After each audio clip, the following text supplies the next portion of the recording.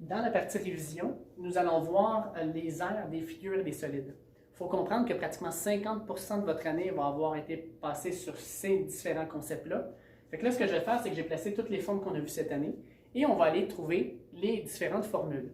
Donc, premièrement, pour le carré, maintenant on sait que c'est C à la 2. Pour le rectangle et le parallélogramme, on a base fois hauteur. Pour le triangle, base fois hauteur divisé par 2. Pour le losange, on se rappelle que c'est des diagonales qu'on multiplie, donc grande diagonale fois petite diagonale divisé par 2. Pour le trapèze, qui est probablement la plus complexe, on commence par additionner la grande base et la petite base. On multiplie tout ça par la hauteur du trapèze et on divise par 2. Pour les polygones, on va parler de polygones réguliers, donc pentagone régulier, hexagone régulier, octogone régulier. La formule est NCA sur 2, N étant le nombre de côtés, C la mesure d'un côté et A l'apothème de notre polygone. Et finalement, pour le cercle, on a pi fois le rayon au carré.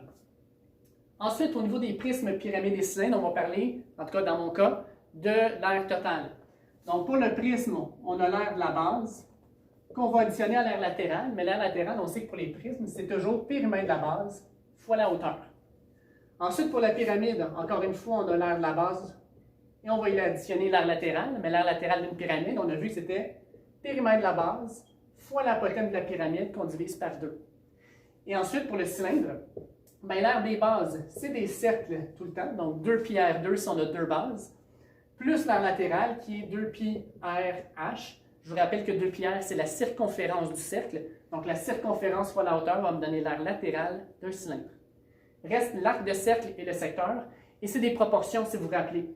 Donc on avait l'angle de l'arc divisé par 360 degrés, me donnait la mesure de l'arc divisé par la circonférence du cercle. Donc normalement, on vous donnait deux des trois informations manquantes, le 360 degrés étant tout le temps là, et on faisait une règle de 3 pour trouver l'information manquante.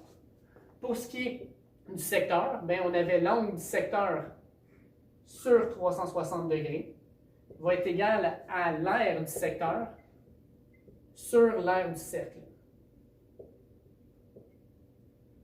Donc, on avait ici l'ensemble des formules qu'on a vues cette année. Maintenant, une fois que vous avez toutes ces formules-là, l'autre travail que vous devez faire et que vous devez connaître, c'est d'être capable d'isoler une mesure dans ces formules-là. Donc, par exemple, si je vous demande d'isoler la hauteur dans un triangle, je vais faire 2 fois l'aire du triangle divisé par la base.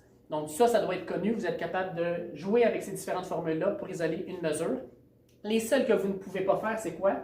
Isoler la mesure d'un côté dans un prisme à base carrée, isoler la mesure d'un côté dans une pyramide à base carrée, et finalement, isoler la mesure du rayon dans un cylindre avec l'aire totale, parce que ça vous créerait des équations quadratiques et vous ne verrez pas ça avant le secondaire 4.